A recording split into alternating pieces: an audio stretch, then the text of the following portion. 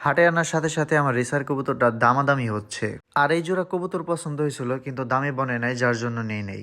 আর এক জোড়া জাপানি ব্যান্থাম মুরগি কিনে আসলাম এই হাট থেকে। আসসালামু আলাইকুম রহমতুল্লাহ। আজকে যাচ্ছি জয়পাড়া হাটে মূলত দুইটা কবুতর নিয়ে। তো কবুতর জোড়া একটা হলো বাচ্চা আর একটা হলো বড় কবুতর। আমি হাট থেকে কিনে আনছিলাম কিন্তু আজকে বিক্রি করতে যাচ্ছি, আর না বিক্রি করা পারলে ওর জন্য আলাদা একটা মেল কবুতর নিয়ে আসবো।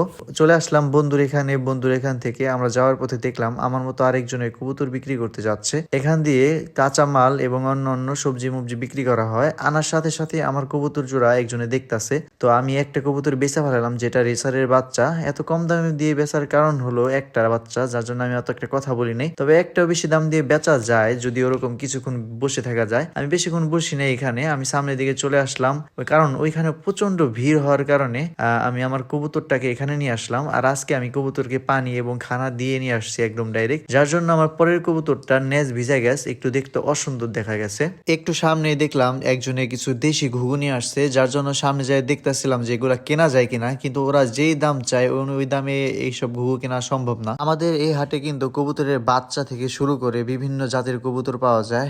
কবুতরের আকাল নাই বললেই চলে। এখানে একজনে দেখলাম যে জালালি কবুতরের বাচ্চা নিয়ে আসছে, কারণ জালালি কবুতরের বাচ্চা দেখলেই বোঝা যায়, কারণ জালালি কবুতরের বাচ্চা পাগুলো একটু কালো কালার হয়, ঠোঁটটাও একটু কালো কালার হয়। এখানে কিন্তু কবুতর বাদে অন্য অন্য পাখিও পাওয়া যায়, বাগজিগার, টিয়া পাখি, আরো বিভিন্ন পদের পাখিও পাওয়া যায়। এখানে খরগোশ দেখলাম, তারপরে বাগজিগার পাখি দেখলাম। এর মধ্য থেকে এক জোড়া কবুতর আমার খুব ভালো লাগছিল, এটা বাচ্চা কিন্তু কালার মোটামুটি অ্যাকুরেট পাইছে।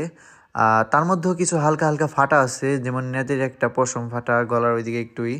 এগুলা না থাকলে পরে দেখা যায় কবুতরের দাম প্রচুর হয়ে গেত। তার মধ্যে ওই কবুতরের দাম অনেক চাইতাছে। এই কবুতরটার দাম নাকি একজনের 1600 টাকা বইলা গেছে, সে 1700 বা 1800 এরকম বললো, এরকম হইলে সে বিক্রি করবো। তারপরে আমরা একটু সামনে এসে এক জোড়া ককাটেল পাখি দেখলাম। আর এই জোড়া ককাটেল পাখি আমি কিনে রাখছিলাম, আমি বাসায় নিয়ে ভালোভাবে চিকিৎসা করে এটাকে পালবো এই জন্য।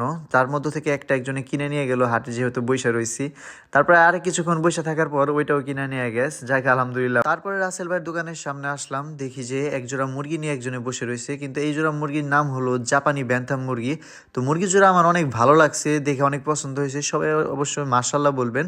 তারপরে আমি এই জোড়া মুরগি কিনা ফেলাইছি, আর এই জোড়া মুরগি কিনছি আমি 1900 টাকা দিয়ে। তার কাছে নাকি 1800 তোমার দাম উঠছে, কিন্তু সে বিক্রি করে নাই। তারপরে আমি 1900 টাকা দিয়ে আসলে নিয়ে নিছি।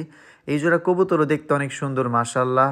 এই জোড়া কবুতর কিনছে 1400 টাকা দিয়ে। আমার মা আমাকে হাটে আসার সময় বলে দিছিল যে চশমা নিয়ে আসতে, যার জন্য আমি চশমা আনার জন্য যাইতাছি। আমি যে ব্রিজের উপরতে যাইতাছি এই ব্রিজটা কিন্তু নিচে ফাটল ধরছে, আর এই ব্রিজটা কিছুদিন আগে ঠিক করার কথা ছিল। জানি না কিসের জন্য ঠিক করে নাই, প্রায় 1 বছর যাবত শুনতাছি যে ঠিক করব। পরবর্তীতে আমরা চশমা নিয়ে আবার হাটে চলে আসলাম। আমি রাসেল ভাইয়ের দোকানে সবকিছু রেখে গেছিলাম। আসার সময় দেখি রাসেল ভাইয়ের দোকানে একটা কিং কোয়েল, যেহেতু আমার বাসায় একটা মেয়ে কিং কোয়েল সিঙ্গেল রয়েছে আর একটা জোড়া আছে, তো ওই সিঙ্গেলটাকে জোড়া দেওয়ার জন্য আমি একটা কিং কোয়েল রাসেল ভাইয়ের কাছ থেকে নিয়ে আসি। আসার পরে আমরা আমাদের মুরগির জন্য সুন্দর একটা জায়গা বানিয়ে দিতে চাইতেছিলাম, কিন্তু জায়গাটা খুব ছোট হয়ে যাওয়ার কারণে অতটাও ভালো হয় নাই, যার জন্য ওদের জন্য আলাদা করে আমরা সেট আপ করতেছি। তো ভিডিওটা আজকের মতো এই পর্যন্তই। আমরা খাঁচার একটা ভিডিও দিব কিভাবে আমরা খাঁচা তৈরি করি। আল্লাহ হাফেজ।